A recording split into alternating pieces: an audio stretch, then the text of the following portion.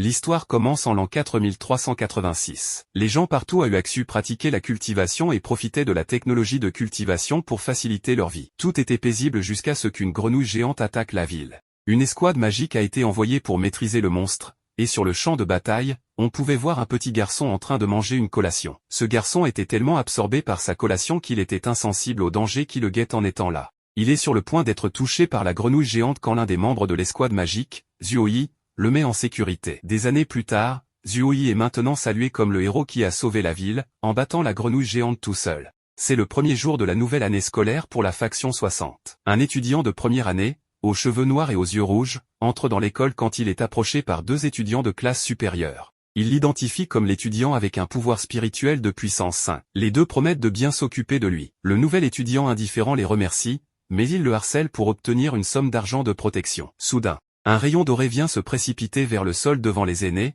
les envoyant tous deux voler. Du toit, une fille souriante réprimande les garçons pour avoir harcelé quelqu'un avec une force inférieure à la leur. Tandis que les autres étudiants stupéfaits l'identifient comme la légendaire fille de l'association de la cascade Uago, Sunrong. Un étudiant lui dit de descendre et Sunrong atterrit gracieusement devant le nouvel étudiant. La fille sourit tout en promettant de façon fantaisiste de protéger le nouvel étudiant. En réponse, celui-ci lui donne de l'argent en remerciement avant de partir. Tant Sunrong que les autres étudiants observateurs sont complètement stupéfaits par le comportement apathique du garçon. Puisque c'est le premier jour d'école, les étudiants de première année doivent subir un test pour déterminer dans quelle classe ils seront. Les étudiants ayant d'excellents résultats feront partie de la classe élite. Pour leur test, ils doivent affronter l'incarnation de la force spirituelle de la grenouille géante et doivent frapper sa tête de toute leur force. La grenouille géante est en réalité scellée à l'intérieur de l'école, et à l'insu de tous. Mais la grenouille profite de l'occasion et absorbe des morceaux de la force spirituelle des étudiants à chaque fois qu'elle est frappée. Il reste encore un peu et elle aura suffisamment de force pour briser le sceau. Parmi les nombreux étudiants qui ont tenté de frapper la grenouille,